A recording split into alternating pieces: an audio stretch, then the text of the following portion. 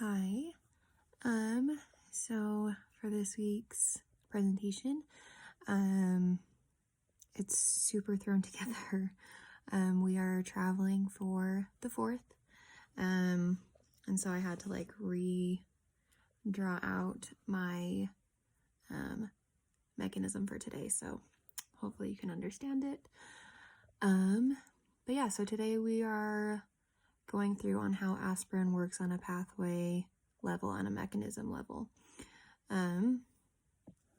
So let me see if I can show you. I don't know how to switch my camera. So here I've drawn out my mechanism for how aspirin covalently inhibits the COX inhibitors. So we'll see if we can look at those in a minute. Okay, so to start, got my notes. So salicylates, or aspirin, is a non-selective COX inhibitor. COX is the cyclooxygenase inhibitor, so COX. Aspirin exerts its effect primarily by interfering with the biosynthesis of cyclic prostanoids. So that would be like thromboxane, which is A2, prostacyclin, and other prostaglandins. These prostanoids are generated by the enzymatically catalyzed oxidation of arachidonic, that's a hard word, acid, which is itself derived from the membrane phospholipids. Arachidonic acid is metabolized by the enzyme prostaglandin, or PH, H synthase, which, though its COX and peroxidase activities, results in the production of PGG2 and PGH2, respectively. PGH2 is modified by specific synthases, which produces prostaglandins D2, E2, F2A, I2, which is prostacyclin, and TXA2, which was the thromboxane A2. And these all mediate specific cellular functions. So the PGH synthase is also referred to as the COX. That exists in two isoforms that have significant homology of their amino acid sequences. A single amino acid substitution in the catalytic site of the enzyme confers selectivity to inhibitors of the COX isoforms.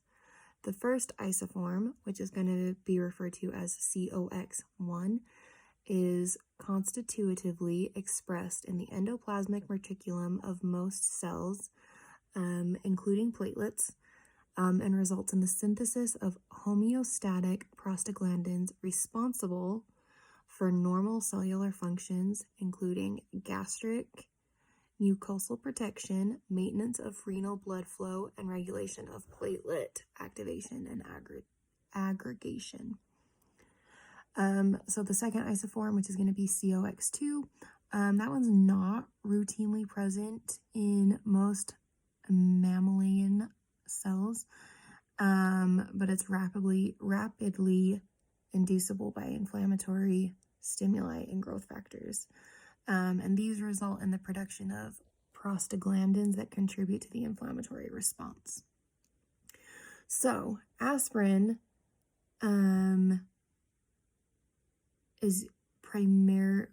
it imparts its primary antithrombotic effects through the inhibition of PGH synthase, or COX, by the irreversible acetylation of a specific serine moiety.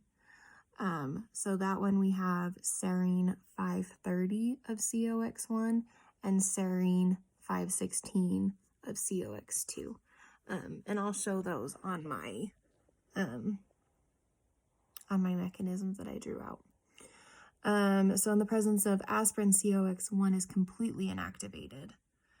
And the CRON1 was the serine 530.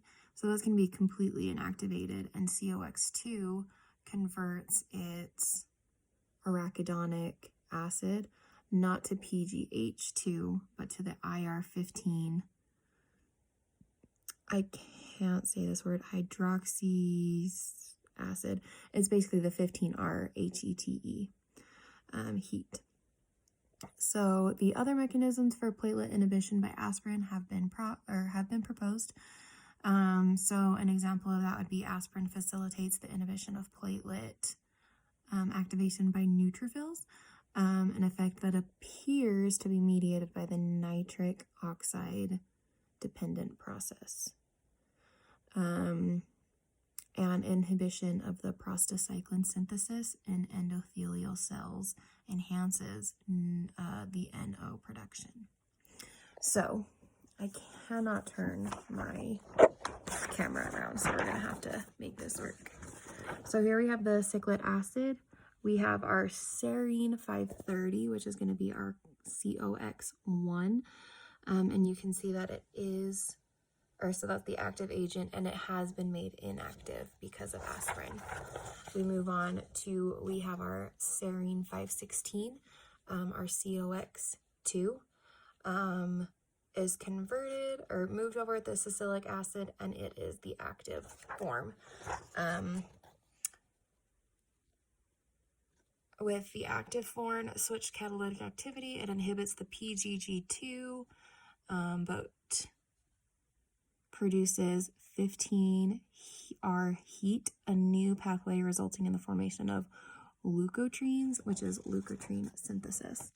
With the COX1, the serine 530, it is inactive and inhibits PGG2, and it is the inhibition of prostaglandin synthesis.